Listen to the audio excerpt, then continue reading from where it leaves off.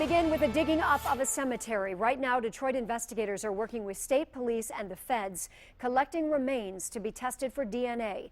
7 Action News reporter Kimberly Craig is live in Plymouth Township to tell us why they're doing this. Kim, what do we know? Well, we know that the two identified bodies being exhumed could be as young as 15 years old, and both are young women. Take a look behind me here. You can see investigators here at the United Memorial Garden Cemetery in Plymouth. We also have some chopper video for you. Now, what's happening here today could bring answers to families that were only left with questions for decades. One body being exhumed is that of a young woman who was stabbed to death in Detroit in 1987. She was never identified and is estimated to be between 15 and 25 years old.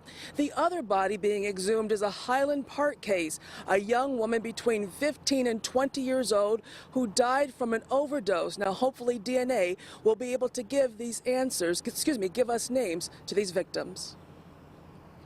These cases are all predate DNA, so there was no DNA kept above ground. And that's really why we have to come in here and exhume the remains so we can get DNA working for us. It's a good feeling to be able to give the family some answers. And also, these are unsolved cases. You know, the 1987 cases, it's a homicide. They've never been able to move forward in their investigation because of the fact they couldn't identify their victim.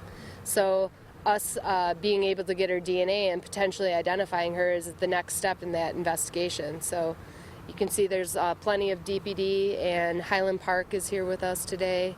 It's a partnership. The FBI is assisting us. We couldn't do this on our own. And one body that was exhumed 2 weeks ago is still in the identification process. It's another young woman between 14 and 20 years old. We're told she was found dead in the Detroit River in the 1980s. Her cause of death is unknown. But again, what they're doing out here, this could bring so many answers to so many families, at least 3 out there right now that we know of that haven't had answers for so long. Back to you. Certainly deserve those answers, Kim. Let's hope something good comes from this. Thank you.